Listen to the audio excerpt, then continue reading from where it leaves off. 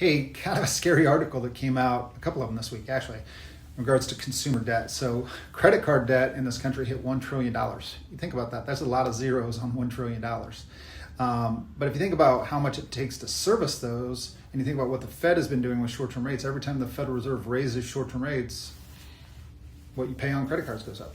So if you take 0.25% of $1 trillion, that's $2.5 billion. So every time the Fed raises rates 0.25%, consumers have to pay $2.5 billion more in interest.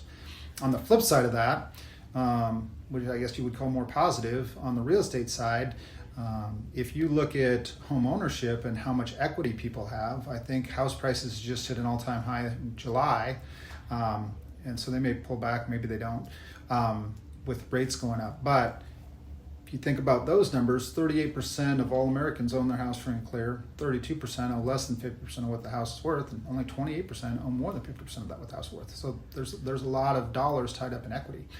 And for somebody that maybe has got themselves in a bind with credit cards, maybe there's an opportunity there to tap into some of the equity, whether it's a cash out refinance or home equity line of credit, one of the two, to get some relief.